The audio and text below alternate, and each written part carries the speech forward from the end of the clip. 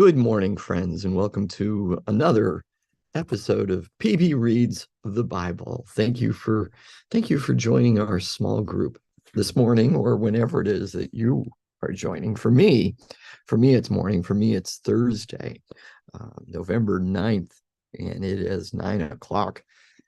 And it is great to be together, is it not, my friends? It is great to be together.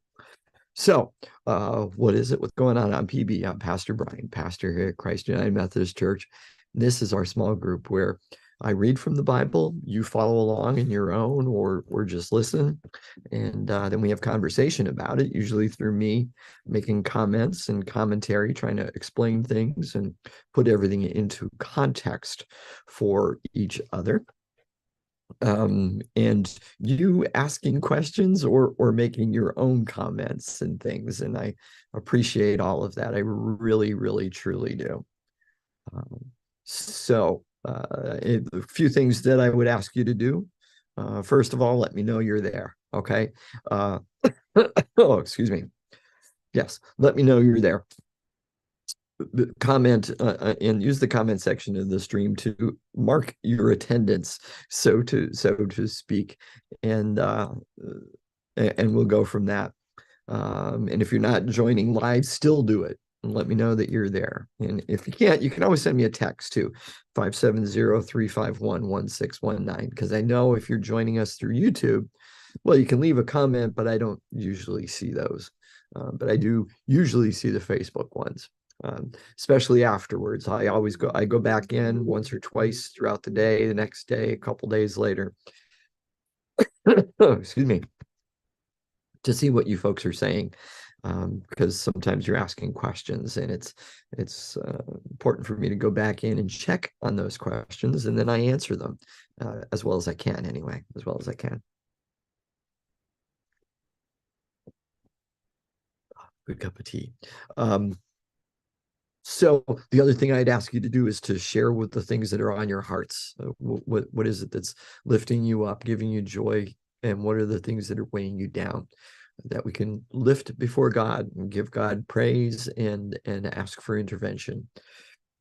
So let us know what those are, so that not just my prayer, but our prayers, each of our prayers, and have those things in them, because that's what a small group does. A small group shares life. That's how I put it. A small group shares life. So what's going on in your lives, my friends? I'll give you a couple minutes to do those kind of things. In the meantime, I'll make some announcements before we get to prayer and that other stuff. Yes, today is Thursday, November 9th, so this is it for this week. Sunday, of course, is worship. I hope you join us for that in person at 8:15 and 10:45. The 10:45 is also live streamed. So although I'd love to see your smiling faces here in person on our campus at 8:15 or at 10:45, I understand that's not always possible. So join us through the live stream on Facebook, YouTube, or our website for the 10:45 worship, and at least you can engage through that. Appreciate that and I appreciate that you do. This week we are continuing our series. It's the second week of our series on the faith of a mockingbird, as we take a look at the book To Kill a Mockingbird through the Christian lens, and see what things we can pull out of it. Last week we talked about the character of Scout Finch. So if you didn't join us for that, of course the video is there on Facebook, YouTube, and the websites. You can always catch up if you wanted to rewatch that one. Or just join us this week as we continue in the journey, and we'll be taking a look at Atticus Finch, the father, the father character in the story. And that's what it's all about. It's all about stories. So that's what we're talking about.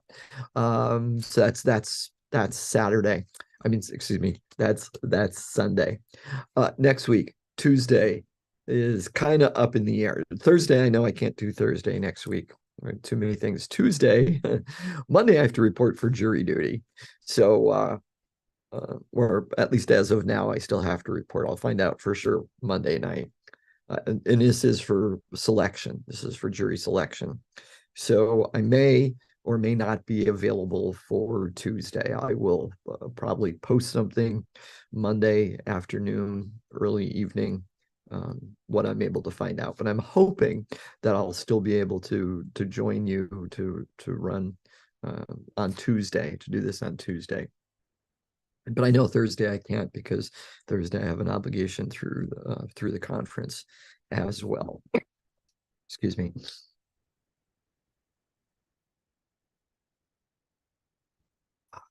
Something else that I have to do on Thursday. So let's have our prayer. Oh, good morning. Good morning, Maureen. It's cloudy out today, but enjoy your day. Indeed. Indeed. Every day is a gift, even if they may not look as pretty as we might want them to be. They are still a gift that we should unwrap and use to their full potential and enjoy. Sorry, friends. All right, so we are on 2 Kings chapter 4. That's what we're going to be looking at today, chapter 4. 2 Kings chapter 4. And the author, the editor, really concentrates on Elisha in this. Elisha showed up briefly, for a little bit in chapter 3 to show that he was involved, and he's involved in the government, we might say. He's involved with the kings of Israel and Judah and Moab, and I'm sorry, Edom. He's involved with the kings of Israel, Judah, and Edom. But we're this whole chapter now 4 is completely about Elisha, and about his ministry, and about some of the things that he does.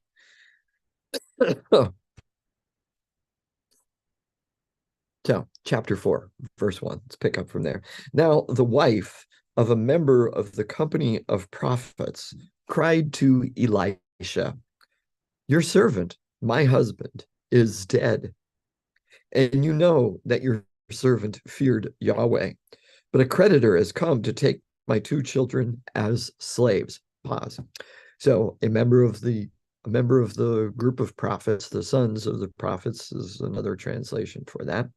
One of the remaining prophets, who apparently Elisha knew, because the woman says, first describes him as your servant, my husband. So there seems to be a connection with this guy. But he must have known him, because she goes on to say, "You know that your servant feared Yahweh."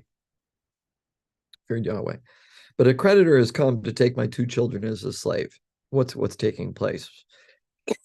We'll flesh that out a little bit. Her husband, the prophet, was in debt, borrowed money, borrowed stuff, whatever, and died prior to paying off his debt. Now, the law at the time was that if that was the case, if someone owed money, owed property, whatever, and were unable to pay it off prior to their death, they died before they could finish paying it off, the creditor could seize property and the children of the person who died. Hey, not fair, right? We would say that's not fair. That's terrible. It's horrible. It's disgusting, disgraceful. It was accepted at the time. Does that make it right? No, it was never right, but it was legal. And the woman, would have nothing, because the children, especially the sons, would have inherited anything that was left as far as an estate from their father. And if the children, however old they might be, were her means of support. They were her social security. They were her welfare. They were the ones that would be taking care of her based on the times. Elisha couldn't legally prevent the creditor from doing this because it was perfectly legal. Elisha couldn't legally prevent the creditor from taking property and from taking the children, okay, away as slaves. But what can he do? Well, let's see. Verse 3. Elisha said to her, "What shall I do for you? Tell me, what do you have in your house, in the house? What do you have in the house?" She answered, "Your servant has nothing in the house except a jar of oil." He said, "Go outside, borrow vessels from all your neighbors, empty vessels, and not just a few. Then go in and shut the door behind you and your children, and start pouring into all these vessels. When each is full, set it aside." So she left him and shut the door behind her and her children. They kept bringing vessels to her, and she kept pouring. When the vessels were full, she said to her son, "Bring me another vessel." But he said to her, "There are no more." Then the oil stopped flowing. She came and told the man of God, and he said, "Go, sell the oil and pay your debts, and you and your children can live on the rest." Pause. Wow. Okay. So he can't legally stop the creditor, but he can help the woman find a way to pay off the debt so that her children don't get taken away as slaves. And we see this miracle take place. There are echoes, there are similarities in this story to a prior story with Elijah, Elisha's mentor. You will recall the widow of Zarephath. So, so first of all, in that story, it was a widow. In this story, there's a widow. That story, the widow had a son and not much else. This story, the woman has a couple children, apparently, multiple children, but children, and including a son, and not much else. The woman in the woman of Zarephath, the widow of Zarephath, was going to use the last of her oil and the last of her flour to have one last meal with her son, and then they would both die. In that story, and in this story, all the woman has left is a jar of oil. So we're seeing the connections, right? The similarities. In the first story with Elijah, Elijah made the oil last and last and last throughout the famine so that the woman did not die, neither did her son, right? Well, he died, but Elijah helped him, was able to resuscitate him, bring him back to life. In this story, the widow and her son Elisha make the oil continue and continue and continue until she's able to pay off her debts. Not only pay off her debts, okay? So we see the similarities between the two stories. This isn't just a miracle of provision, because a miracle of provision would only be one in which you only get what you need. That's kind of the definition of provision. What do I need? Well, I'm provided with what I need. No. In this case, she is provided with way more than she needs. What does she need? She needs enough oil to sell to pay off her debts. That's not enough for God. That's not enough for Elijah. This is a miracle of abundance. This is a miracle of almost overabundance. It is way more than she needs for that moment, anyway. So Elisha doesn't only answer her present need, this emergency of paying off these creditors, but also provides for her and her children's future physical needs as well through this abundance. This is a story about life. This is a story about life. It is giving this woman and her children freedom and life. They're not going to be taken away as slaves. She's not going to be abandoned and have nothing to live on. It's a miracle of life. Let's pick up from there. Verse 8. One day Elisha was passing through Shunem, where a wealthy woman lived, who urged him to have a meal. So whenever he passed that way, he would stop there for a meal. She said to her husband, "Look, I am sure that this man who regularly passes our way is a holy man of God. Let us make a small roof chamber with walls and put there for him a bed, a table, a chair, and a lamp, so that he can stay there whenever he comes to us." One day when he came there, he went to the chamber and lay down there. He said to his servant Gehazi, "Call the Shunammite woman." When he had called her, she stood before him. He said to her, "Say to her, since you have taken all this trouble for us, what may be done for you? Would you have a word spoken on your behalf to the king or to the commander of the army?" She answered, I live among my own people." He said, "What then may be done for you?" For her. Apologies. "What may then be done for her?" Gehazi answered, "Well, she has no son, and her husband is old." He said, "Call her." When he had called her, she stood at the door. He said, "At this season, in due time, you shall embrace a son." She replied, "No, my lord, O man of God, do not deceive your servant."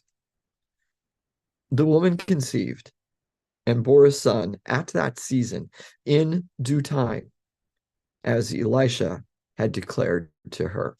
Pause.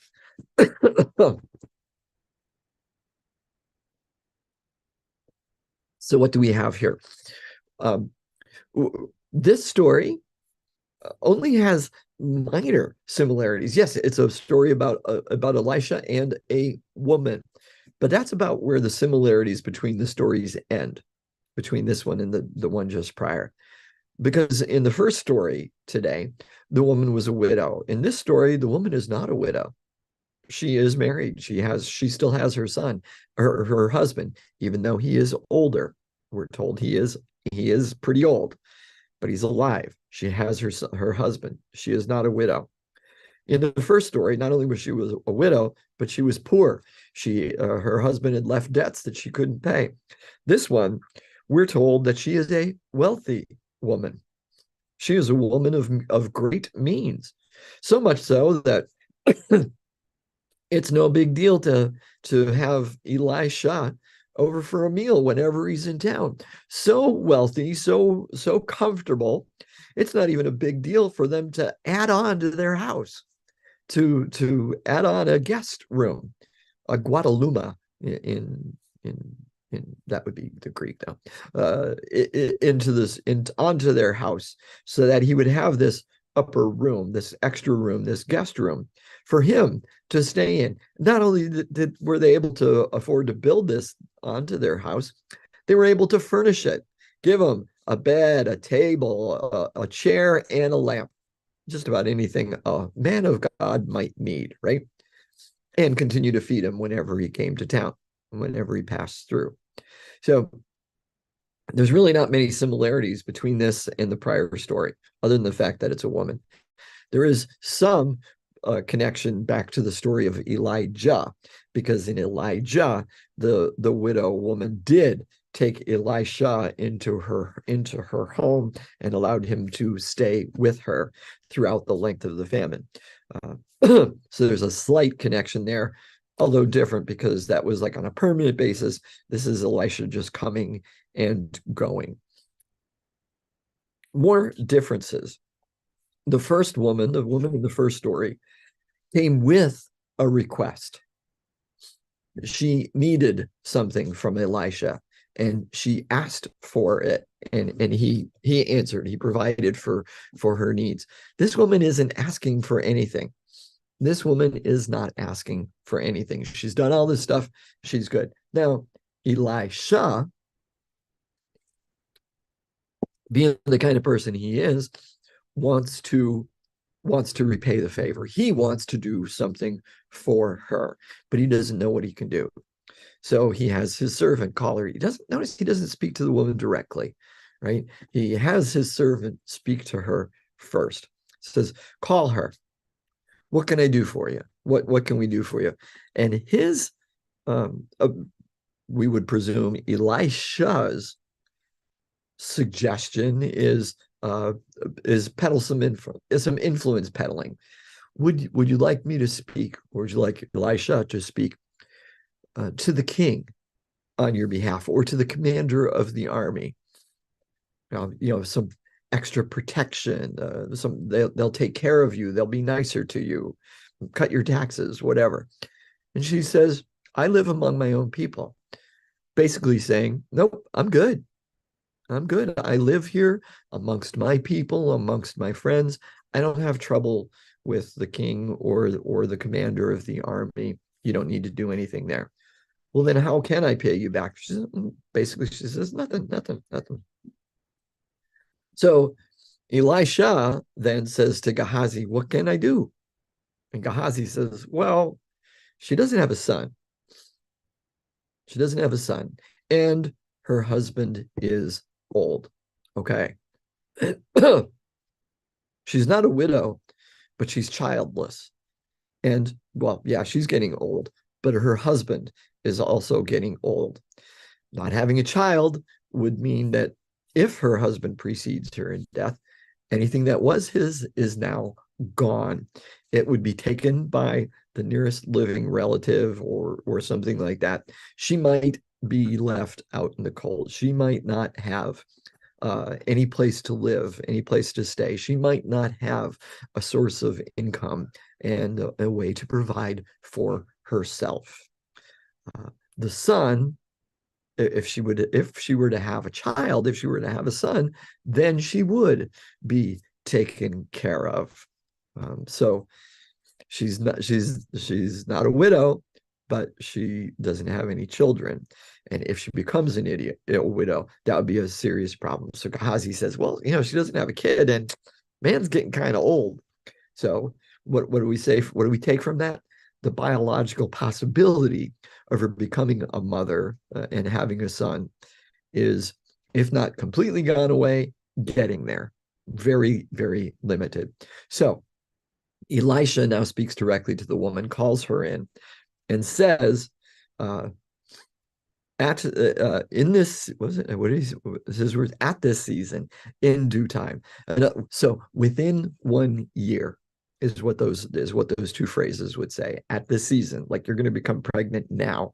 In due time, which would be 9 months. So within a year, you will have a son and you will be embracing him. You'll be able to hold him. He's predicting that within a year, she's going to have a child and have a son. She's disbelieving it, understandably so. She may not be as old as she and her husband may not be as old as Sarah and Abraham, but they're getting there. And if they haven't had a kid by now, they've probably accepted the fact that they're not going to. And so she doubts it, but it does happen. Within a year, just as Elisha declared to her, she bore a son. So what is this telling us? This is a miracle. This is another miracle of life. He is providing new life for her and her husband through this child, through the son. Now, time passes. The story continues, but there is a passage of time. We don't know how much, okay? But we know that there's a passage of time. Why? Because of these next few verses. When the child was older, he went out one day to his father among the reapers. He complained to his father, "Oh, my head, my head." So the child was obviously old enough to walk, old enough to speak, old enough to get out to find his father amongst the reapers. Picking up from there, the father said to his servant, "Carry him to his mother." Pause. Perhaps because the father was old and too old now to carry his child, or because the child was too old for him to carry, whatever the case might be. Continuing, he carried him and brought him to his mother. The child sat on her lap until noon, and he died. She went up and laid him on the bed of the man of God, closed the door on him, and left. Then she called to her husband and said, "Send me one of the servants and one of the donkeys, so that I may quickly go to the man of God and come back." He said, "Why go to him today? It is neither new moon nor Sabbath." She said, "It will be all right." Then she saddled the donkey and said to her servant, "Urge the animal on. Do not hold back for me unless I tell you." So she set out and came to the man of God at Mount Carmel. Pause. Okay, so passage of time has taken place, right? Elisha isn't in town. He's in Mount Carmel, which is about 15 miles away from Shunem. Not terribly far, but far enough. But far enough. We're not talking, we're not talking cars that can go and back within a half an hour or something like that. She's riding on a donkey. So it's a journey. It's a journey to do it, but she's willing to do it. So notice what takes place. She doesn't tell anybody what's going on. She does not tell her husband what has taken place. So far, she is the only one who knows that her son is died. Okay, that her son is dead, has died. She goes and she tells her husband, "Hey, I'm going to go see the man of God." And he's like, "Why? It's not a special day. Today's not a holiday. What are you going to bother him for?" She says it will be all right. Actually, what she says is salom. It's one word, salom, which does mean it'll be all right. It's all right, however you want to say it. But it's just that one word, salom, salom. It is all right. It is all right. The NRSV translates it, it will be all right, but it's probably closer to it's all right, not will be, just currently, right now. It's all right. Salom. Salom. One word. And she goes. Okay, picking up from there. When the man of God saw her coming, he said to Gehazi, his servant, "Look, there is the Shunammite woman. Run at once to meet her and say to her, 'Are you all right? Is your husband all right? Is the child all right?' She answered, 'It is all right.'" Salom, that one word, salom. When she came to the man of God at the mountain, she caught hold of his feet. Gehazi approached to push her away, but the man of God said, "Let her alone, for she is in bitter distress. Yahweh has hidden it from me and has not told me." Pause. Just going to pause there for a sec. I know. So she didn't waste time telling her husband what was going on. She just said salom. She does not waste time telling Gehazi what's going on. She doesn't want to be bothered with perfunctory explanations or perfunctory greetings. She wants to go directly to the source. She's going to Elisha, and nothing is going to stop her. All right. Throws herself down on the ground, clutching his feet, which is shocking and all that kind of stuff. Gehazi is going to usher her away, and Elisha says, "No, don't. Something's wrong. She's in terrible distress, but God has not told me what it is." Now she has time. She's got the person that she wants to speak to. Pick it up from there. Then, 28. Then she said, "Did I ask my Lord for a son? Did I not say, 'Do not mislead me'?" Pause. She doesn't specifically say what's going on, but Elisha is picking up on it, right? He said to Gehazi, "Gird up your loins and take my staff in your hand and go. If you meet anyone, give no greeting. And if anyone greets you, do not answer. And lay my staff on the face of the child." Then the mother of the child said, "As Yahweh lives, and as you yourself live, I will not leave without you." Pause. Pause. She's not going to be bothered with this, right? She said, "Fine, you're sending your servant on ahead. You're still coming with me, dude." Picking up. So he rose up and followed her. Gehazi went on ahead and laid the staff on the face of the child, but there was no sound or sign of life. He came back to meet him and told him, "The child has not awakened." When Elisha came into the house, he saw the child lying dead on his bed. So he went in and closed the door on the two of them and prayed to Yahweh. Then he got up on the bed and lay upon the child, putting his mouth upon his mouth, his eyes upon his eyes, and his hands upon his hands. And while he lay bent over him, the flesh of the child became warm. He got down, walked once to and fro in the room, then got up again and bent over him. The child sneezed 7 times, and the child opened his eyes. Elisha summoned Gehazi and said, "Call the Shunammite woman." So he called her. When she came to him, he said, "Take your son." She came and fell at his feet, bowing to the ground. Then she took her son and left. Pause. She was looking for Salam. It's all right. Now she can finally say, Salam. It's all right. She got to speak to Elisha. She got Elijah to act. And what we see in this, more similarities to the prior story of Elijah with the widow of Zarephath, whose son died. And Elijah did some very similar actions, lying down on top of the child, praying to God and lying down on top of the child until the child came back to life. And we see very similar actions here, praying to Yahweh, then getting up and lying down on the child. We're told that the body starts to warm, indicative of life returning, perhaps. And he only has to pace across the room once, back and forth across the room, and that's it. And then he gets up and he goes over and he leans over the boy, and the boy sneezes 7 times. Sneezes 7 times and is back to life, and he gives him back to the woman. So it is another miracle of life, or in this case in particular, returning life. Okay. Next section, verse 38. We'll do 38 to 41. When Elisha returned to Gilgal, there was a famine in the land. As the company of prophets was sitting before him, he said to his servant, "Put the large pot on and make some stew for the company of prophets." One of them went out into the field to gather herbs.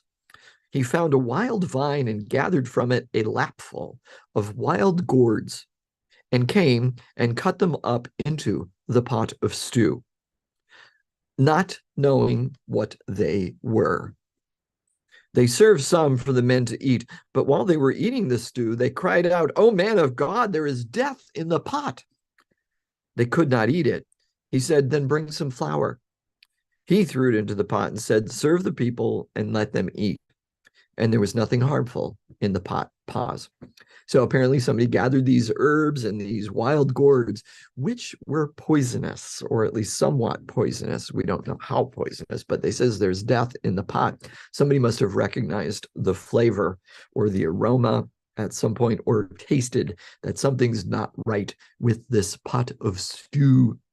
But Elisha, through throwing some flour in, is able to negate the poisonous aspect of that ingredient and push away, not necessarily bring life, but push away death to maintain life, we might say. And there was a famine, so they were starving at the time. Picking up from there, verse 42. A man came from Baal Shalisha, bringing food from the first fruits to the man of God, 20 loaves of barley and fresh ears of grain in his sack. Elisha said, "Give it to the people and let them eat." But his servant said, "How can I set this before 100 people?" So he repeated, "Give it to the people and let them eat. For thus says Yahweh, they shall eat and have some left." He set it before them. They ate and had some left, according to the word of Yahweh. Pause and end of chapter. And again, we're seeing another miracle of life, right? Providing for the needs of the people, giving them food to eat, and in fact, feeding a multitude, right? Feeding a multitude of of 100 or so people, perhaps only, but a multitude nonetheless with a very small amount of food. What shouldn't be enough for all those people, but it says Yahweh says there's going to be enough for all of them, and we'll have some left over. We can of course see in that presaging, a foreshadowing of Jesus and his ministry. Actually, most of these miracles we can see that, right? Well, the important thing to think about these stories. Why are these stories told? We saw in chapter 3 that Elisha is a prophet to the kings, right? And is involved on these grand scales, talking about wars and yes, you'll be victorious and all that stuff, and do this, do that, and everything will be great. But Elisha isn't only a prophet to the kings. Elisha is a prophet to the people. And he deals with the mundane. He deals with ordinary life, the things, the earthly things of life. As should we, my friends, not only involved in grand things, but involved in the small things, involved in the mundane things of people's lives, helping them find their needs, yeah, helping them find the solution to their needs and their problems. Well, friends, I pray that this has been beneficial for you again. Today's Tuesday, November 9th. Hopefully, or Thursday, November 9th. Hopefully, I'll be back with you on Tuesday, November 14th, depending on whether or not I get selected for jury duty on Monday the 13th. But so look for a note on Monday on Facebook as far as whether or not that will be possible. I pray that this has been beneficial to you. Thank you for joining me in this way this morning as you go about your days, not just today, but every day. Keep those eyes and ears, physical and spiritual, open to everything that our living, loving, active God is doing in your life and the lives of those around you. When you see it, when you hear it, say, thank you, God, and then tell somebody about it.